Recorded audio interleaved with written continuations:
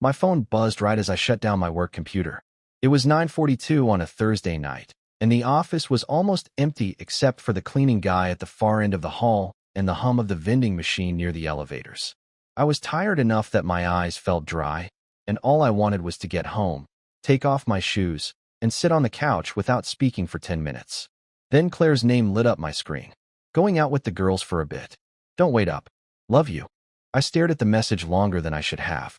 There was nothing wrong with the words by themselves. A normal husband would probably text back, have fun, maybe ask where, then go home and heat up leftovers.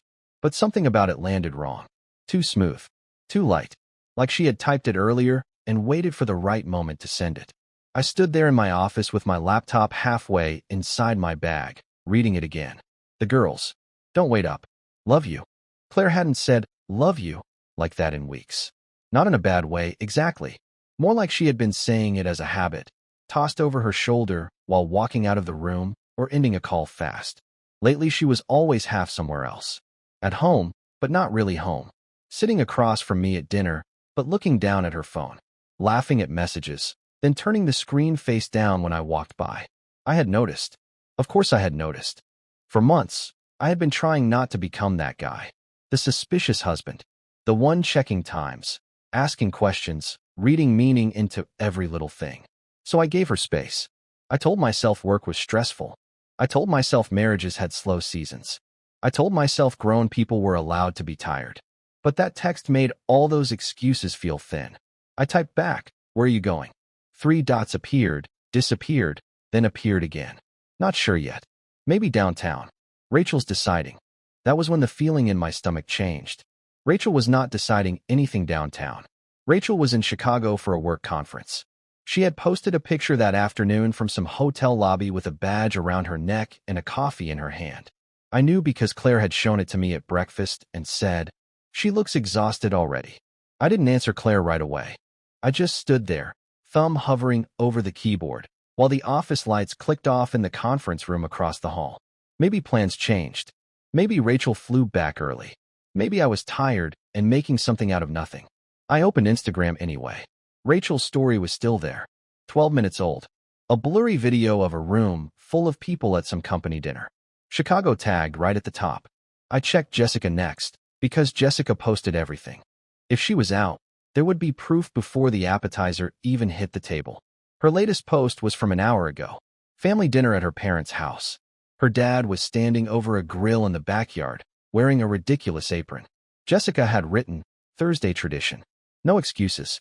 Then I checked Michelle. Michelle had posted that morning from the passenger seat of her sister's car, talking about a weekend visit. Different city. 2 hours away at least. I locked my phone and looked down the empty hallway. That should have been enough for me to call Claire right then. Ask her straight. Put the phone to my ear and say, Rachel is in Chicago, Jessica's with family, and Michelle's out of town. So who are you really with? But I didn't. Because once you ask that question, you can't go back to pretending things are normal. Even if there's an explanation, even if she laughs and says I misunderstood, something cracks just from saying it out loud. So I walked to the elevator instead. On the ride down, I kept staring at my reflection in the metal doors. Tie loose. Hair messy. Same tired face I saw every late shift. I wondered when Claire had started looking at me like I was furniture. Something useful. Something familiar. Something she didn't really see anymore.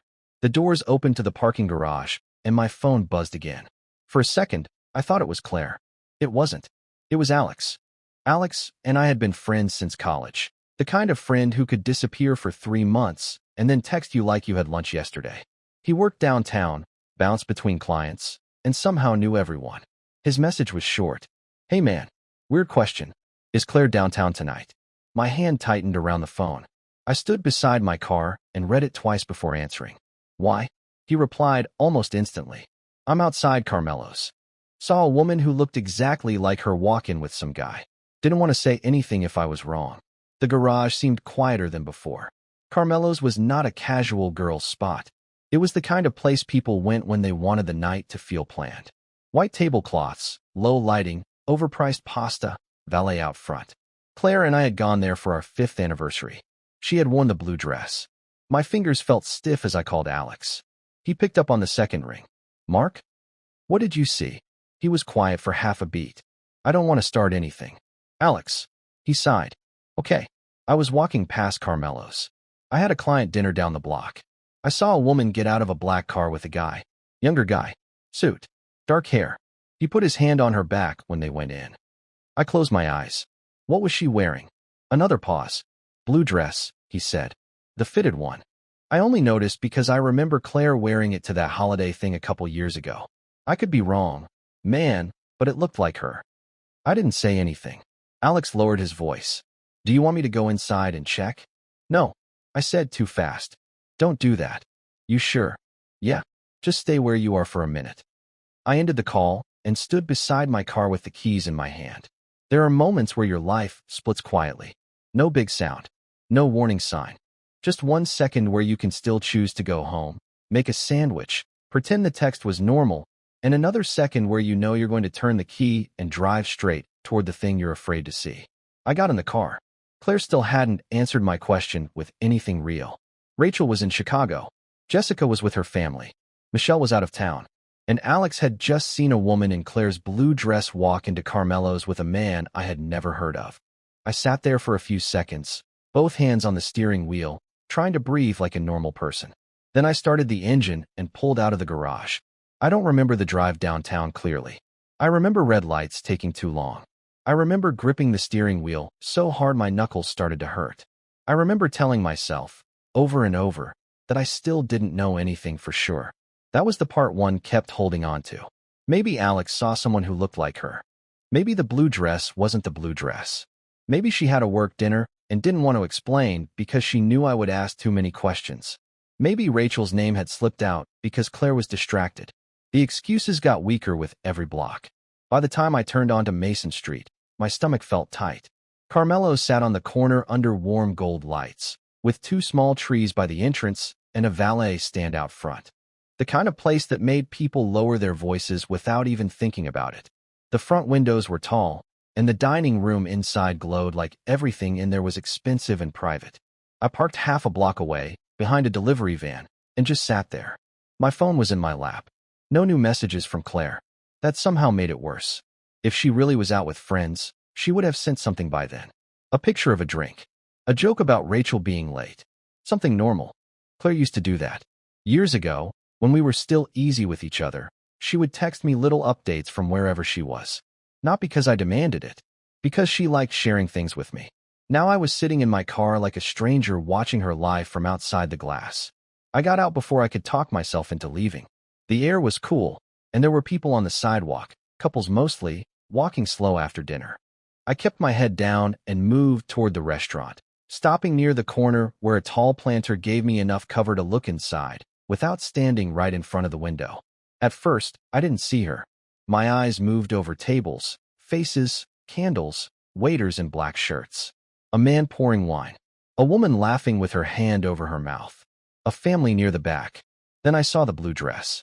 Claire was sitting along the far wall, turned slightly sideways in her chair. It was her. No, almost. No, maybe. Her hair was curled the way she wore it when she cared how she looked. She had on the earrings I bought her last Christmas, the silver ones she said were too nice for regular days. And that dress. The same blue dress from our anniversary, the one she kept in the back of the closet and only pulled out when the night mattered. Across from her sat a man I didn't know. He looked younger than me by a few years, maybe late 20s. Clean haircut, dark suit, no tie. He leaned forward when she spoke, like every word she said was interesting. Claire smiled at him in a way I hadn't seen aimed at me in a long time. That was the first part that really hit. Not the man, not the dress, the smile. At home, Claire smiled like she was being polite. A small lift of the mouth while she loaded the dishwasher or answered a question with one foot already out of the room. But in that restaurant, she looked awake. She looked light. She looked like the version of herself I still missed and had been trying to find again. The man said something, and she laughed. Not a polite laugh. A real one. I stood there with people passing behind me, hearing nothing but the pulse in my ears. Then he reached across the table. He didn't grab her. He didn't do anything dramatic. He just laid his hand over hers, slow and familiar, like it was normal, like he had done it before. Claire looked down at their hands. She didn't pull away. She turned her hand under his and held on. That was it. That was the moment the last excuse disappeared. I took my phone out with hands that didn't feel like mine. I opened the camera, lifted it just enough, and took a photo through the window. The glass caught a little reflection from the street, but the image was clear enough. Claire in the blue dress. The man across from her. Their hands together on the table. I looked at the photo once, then lowered the phone fast. For 1 second, I wanted to go in there and flip the whole table. I wanted every person in that quiet little restaurant to turn and stare. I wanted her to see my face and know exactly what she had done. But I didn't move.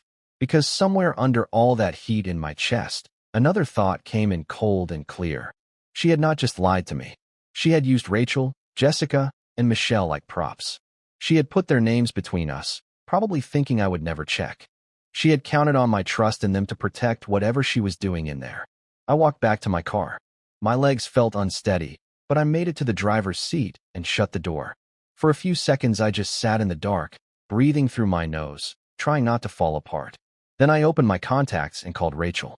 She answered with noise behind her, voices and clinking glasses. "Mark," she said. "Hey, everything okay? Are you with Claire tonight?" The background noise seemed to fade as she moved somewhere quieter. "What? No. I'm in Chicago." "Why?" I swallowed. "She told me she was out with the girls. Said you were deciding where to go." There was a pause. She said what? I could hear the change in her voice. Not confusion now. Anger. "She texted me that she was going out with you, Jessica, and Michelle." "Mark, I haven't seen Claire since last week." "I know." Rachel went quiet again. "Where is she?" I looked through the windshield toward the corner. "Carmelo's." "Oh my God," she said softly. "I'm going to call Jessica and Michelle." "Call them," Rachel said, "and then call me back." Jessica picked up on the fourth ring, sounding distracted. There were kids yelling somewhere near her. "Mark, hey, are you with Claire?" "No. I'm at my parents' house." "Why?" I told her the same thing, shorter this time. Jessica didn't stay calm. "She used my name? Are you serious?" "I wish I wasn't. My whole family is here. I posted it. She knows I'm here. That's why I'm calling." Jessica let out a sharp breath. "Where is she really?" "Carmelo's. With a man." Silence. Then, lower, "Mark. I'm sorry. I didn't know what to do with that, so I thanked her and called Michelle." Michelle answered from a car. Her sister was talking in the background until Michelle told her to turn the music down. When I asked if she was with Claire, she actually laughed at first. "I'm 2 hours away. What's going on?" By the time I explained, she wasn't laughing. "She dragged us into it," Michelle said. "Looks that way." "No, absolutely not." That sentence stuck with me. Not because it fixed anything. Nothing was fixed. But for the first time all night, I didn't feel completely alone in the truth. I started a group video call before I could overthink it. Rachel came on first, sitting in some hotel hallway with conference lights behind her. Jessica joined from what looked like a laundry room, probably hiding from her family. Michelle appeared last, buckled into the passenger seat, her face lit by the dashboard. All three of them looked angry. Not curious. Not entertained. Angry. Rachel spoke first. "Show us where you are." I turned the camera toward the restaurant sign across the street. Jessica muttered something under her breath. Michelle leaned closer to her screen. "What are you going to do?" Michelle asked. I looked at the photo again. Claire's hand under his. "I'm not going to make a scene," I said, though I didn't fully believe myself yet. "Not the way she expects." Rachel's eyes narrowed. "What does that mean?" I stared at the phone screen, at the three women whose names had been used to make me look stupid. Then the idea came to me all at once. "She said she was with the girls," I said. "So I'm going to go sit inside with the girls." Jessica blinked. "On the call?" "Yeah." Rachel understood first. Her mouth tightened. "You want a picture?" "I'm going to get a table," I said. "Keep you three on the screen. Then I'm going to send it to her." Michelle nodded slowly. "Do it," Jessica said. "She doesn't get to use us and then hide." Rachel looked straight into the camera. "We're staying on." I sat there for a second, listening to my own breathing and the faint restaurant music leaking through the closed car windows. Then I wiped my face with both hands, grabbed my phone, and stepped back out onto the sidewalk. I walked into Carmelo's with my phone held low against my jacket, like I was just checking messages. The hostess looked up with that calm restaurant smile. "Good evening. Just one?" "Yeah," I said. My voice sounded normal, which surprised me. "One. But I need decent lighting if possible. I've got a work video call." She glanced at the phone in my hand and nodded like that made complete sense. Of course. Rachel, Jessica, and Michelle were still on the screen. I had the volume turned almost all the way down and one earbud in, hidden under my collar. On the video, Rachel was leaning close. Jessica had her arms folded, and Michelle's eyes were moving around like she could see through my camera better than I could. The hostess led me past the bar, then around a half wall lined with wine bottles. I saw Claire before she saw me. She was 4 tables away, angled toward the center of the room, her back partly turned. The man sat facing me, but he didn't know who I was. He was smiling at her, relaxed, like the night belonged to him. Like nothing outside that table mattered. The hostess stopped near a small two-top beside a column. Is this okay? It was too perfect. From that seat, I could see Claire clearly, but the column and a potted plant blocked most of me from her side of the room. This is fine, I said. I sat down slowly. My knees felt loose under the table. A waiter came over almost right away. Can I get you started with something? Just water for now, I said. I'm waiting on a call. He nodded and left. On my screen, Jessica whispered, Can you see her? I tilted the phone slightly, pretending to adjust the angle for the video call. Claire came into view, small but clear enough. Michelle sucked in a breath.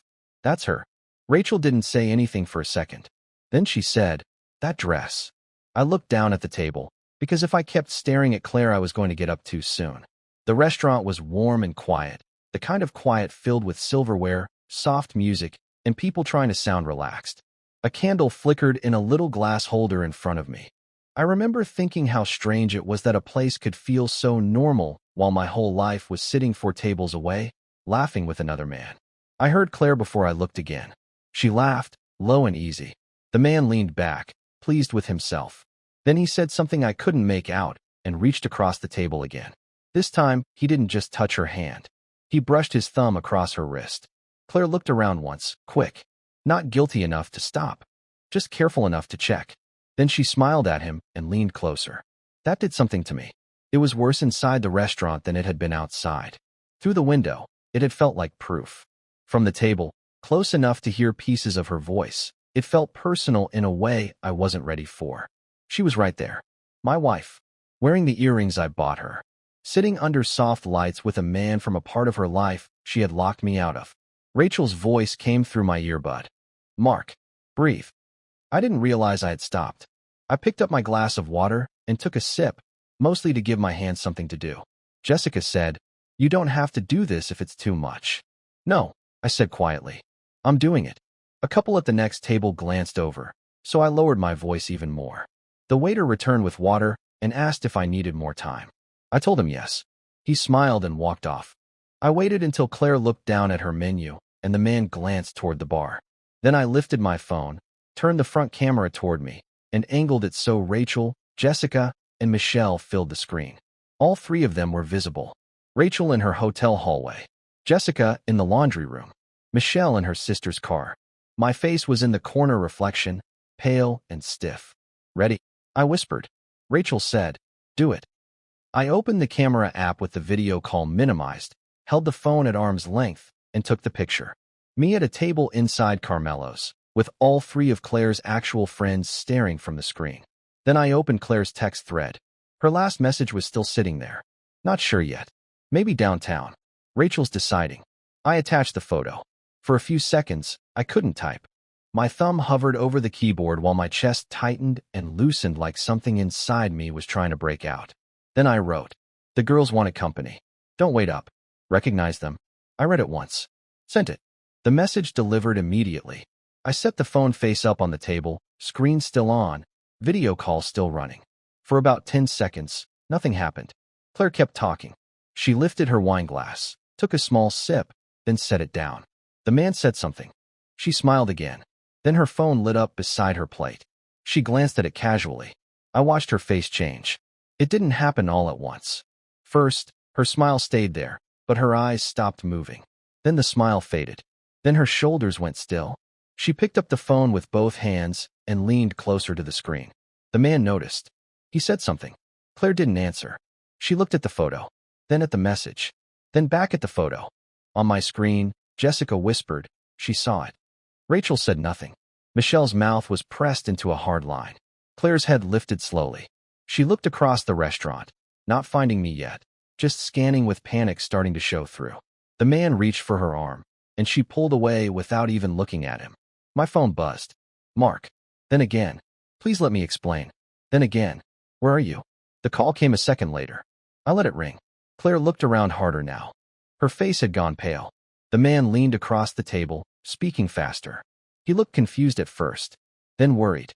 Then, when Claire turned the phone and showed him something, his eyes moved around the room too. The call ended. Another one started. I let that one ring until the last second, then answered. I didn't say hello. Claire's voice came through shaking. Mark. I watched her from my seat. She had one hand over her mouth now. Her eyes kept moving from table to table. Look carefully at the picture, I said. Please, she whispered. This isn't. Look carefully. She froze. I saw the moment she understood. Her eyes dropped to the photo again. Not to me this time. To Rachel, Jessica, and Michelle on the screen. Rachel leaned closer on the video and said, loud enough for my phone to pick up, Hi, Claire. Claire flinched like the word had crossed the room and touched her. Jessica said, You used my name? Michelle added, All of our names? Claire closed her eyes. The man looked between her and the phone, completely lost now. Claire, what's going on? I stood up. My chair scraped softly against the floor, and Claire heard it. Her eyes snapped toward the sound. This time she saw me. For a second, neither of us moved. She stared at me from across the room, phone pressed to her ear, face wet before she had even said anything real. I had imagined this moment on the drive. I thought I would feel some kind of rush when she saw me. Anger. Victory. Something sharp. I didn't. I just felt tired. I picked up my phone, kept the video call facing out, and walked toward their table. The man straightened in his seat. He tried to look calm, but his jaw tightened and his hands moved off the table. Claire was crying silently now, shaking her head before I had asked a single question. I stopped beside them. Up close, the whole scene looked even worse. 2 wine glasses. A half-finished plate between them. Her purse tucked beside his chair, not hers. His jacket folded over the back of the empty seat like he had planned to stay. Claire looked up at me. Mark, please. I set my phone on the table with Rachel, Jessica, and Michelle still on the screen. Then I looked at the man. He swallowed and glanced away. Finally, I turned back to my wife. Start talking, I said. Claire opened her mouth, but nothing came out. That was the first answer. She looked from me to the phone on the table, where Rachel, Jessica, and Michelle were staring back at her. Then she looked at the man across from her like maybe he had a line ready, like maybe he could save the scene somehow. He didn't. He sat there with his hands near his plate, shoulders tight, eyes down. All that confidence I had seen through the window was gone. Without the soft lighting and the secret little table protecting him, he just looked like a guy who had stepped into someone else's life and suddenly realized there were witnesses. Claire wiped her face fast. Mark, can we please not do this here? I pulled out the empty chair at the side of the table and sat down. No, I said. You don't get to pick the room now. Her face twisted. Please. You picked Carmelo's, I said. You picked the dress. You picked the story about the girls. You made it public when you dragged other people into it. Rachel's voice came from my phone. Exactly. Claire shut her eyes for 1 second. Like hearing Rachel made it worse than hearing me. The man cleared his throat. Maybe I should. You should sit there, I said, looking at him. You've been comfortable enough all night. He stopped moving. Claire reached toward me, but I pulled my hand back before she touched me. That small movement seemed to hurt her more than anything I had said so far. Her hand froze in the air, then dropped into her lap. Mark, she whispered, I can explain. That's what you texted. I know. So explain. She glanced around. A couple nearby had gone quiet. A waiter slowed down, saw my face, and kept walking. The restaurant didn't stop, not completely, but our table had turned into the kind of table people noticed while pretending not to notice. Claire's voice came out thin. It wasn't supposed to happen like this. I almost laughed, but there was no humor in me. That's not an explanation. She pressed her fingers under her eyes. I know, okay? I messed up. Jessica made a sharp sound from the phone. Messed up. Claire flinched again. I leaned back in the chair and looked at her. Who is he? The man looked up.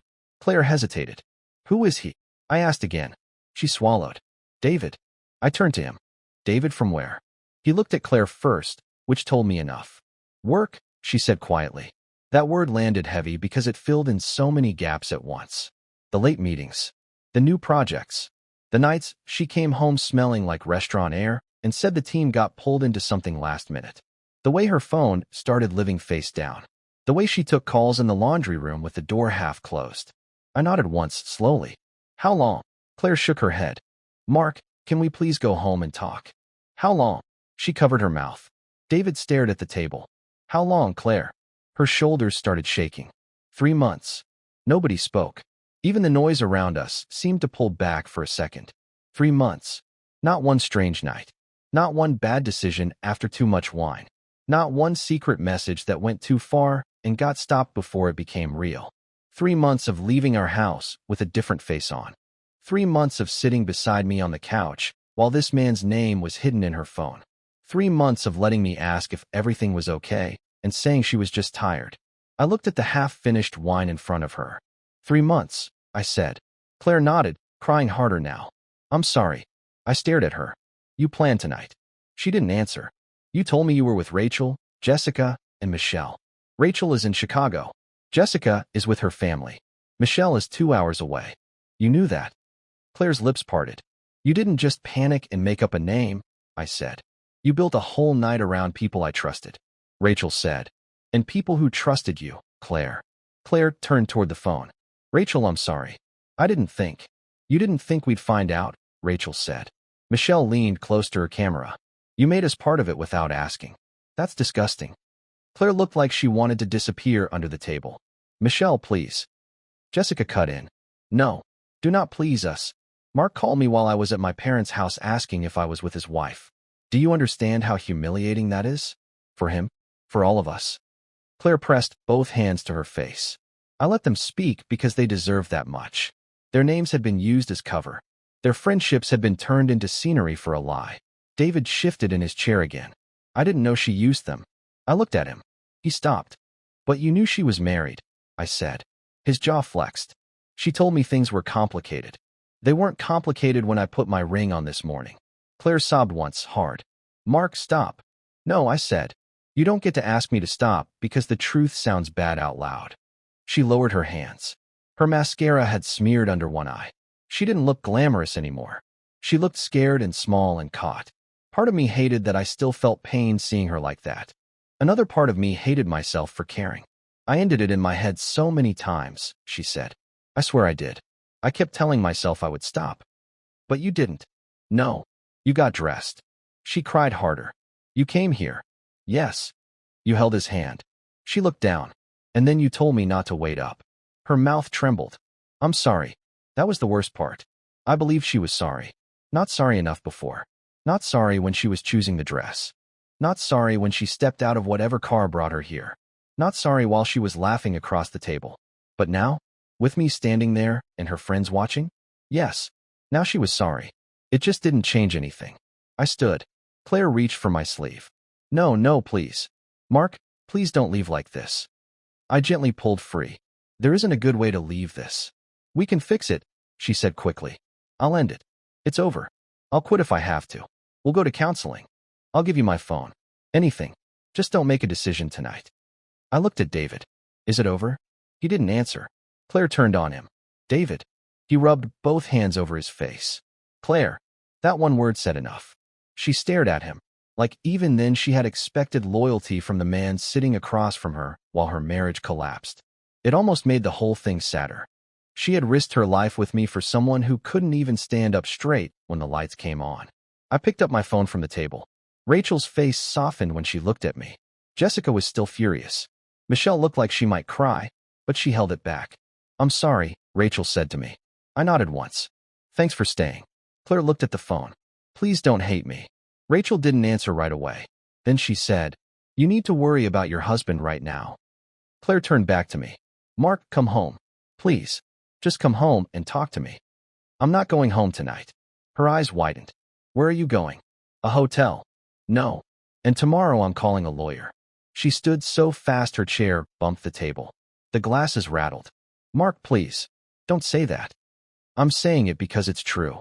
It was 3 months, she said, panicked now, like saying the number could somehow make it smaller. It wasn't our whole marriage. No, I said, but it rewrote the part one thought I was living. She shook her head over and over. I love you. I looked at her for a second, really looked at her. I had wanted to hear those words for months. I had wanted them at breakfast, when she barely looked up. I had wanted them in bed, when she turned away and pretended to be asleep. I had wanted them on all those evenings when I asked about her day and got nothing but fine. Now they sounded like a rope thrown after the boat had already pulled away. I loved you too, I said. Her face crumpled. I turned and walked out before I could lose my nerve. She followed me for a few steps. I heard her say my name once, then again louder. People looked over. Someone near the bar went silent. The hostess at the front desk stared at me with wide eyes as I passed. I didn't look back. Outside, the cold air hit my face, and for the first time all night, I almost folded. I made it to the sidewalk near the valet stand, then stopped with one hand against the brick wall. My chest hurt.